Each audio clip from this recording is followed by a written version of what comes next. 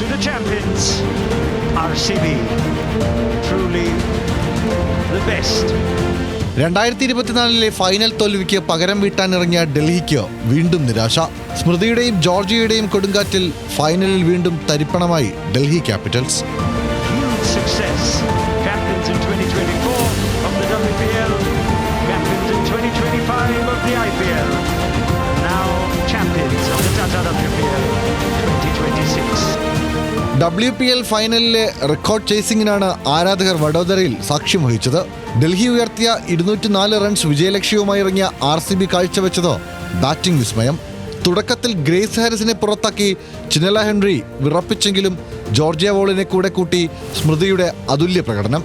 ഡൽഹി ബൗളർമാരെ നിലത്ത് നിർത്താതെ സ്മൃതിയും ജോർജിയയും കൂറ്റനടികൾ തുടർന്നതോടെ RCB രണ്ടാം കിരീട സ്വപ്നത്തിലേക്ക്. എന്നാൽ 79 റൺസ് എടുത്ത ജോർജിയയെ പുറത്താക്കിയതിന് പിന്നാലെ 87 റൺസ് എടുത്ത സ്മൃതിയെയും പുറത്താക്കി ഡൽഹിയുടെ തിരിച്ചുവരവ്. തൊട്ടു പിന്നാലെ ഋച്ച ഘോഷിനെ കൂടി പുറത്താക്കി RCBയെ ഡൽഹി വരിഞ്ഞു മുറുക്കി. എന്നാൽ നാഡിൻ ഡി ക്ലാർക്കും രാധാ യാദവും ചേർന്ന് RCBക്ക് രണ്ടാം കിരീടം നേടിക്കൊടുത്തു. Smriti Mandhana has the honours. It was there in 2024. It was a historic first, and now they join the Mumbai Indians with 2 titles each. Toss നഷ്ടപ്പെട്ട് ആദ്യം ബാറ്റിംഗിനിറങ്ങിയ ഡൽഹിയെ അർദ്ധ സെഞ്ചുറി നേടിയ ക്യാപ്റ്റൻ ജെമിമ റോഡ്രിഗസിന്റെയും ലോറയുടെയും വെടിക്കെട്ട് പ്രകടനമാണ് മികച്ച സ്കോറിലേക്ക് എത്തിച്ചത്.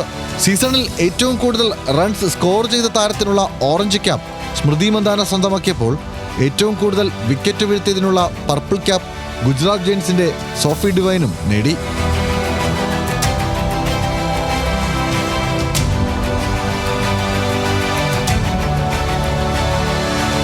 Sports desk, news Malayalam.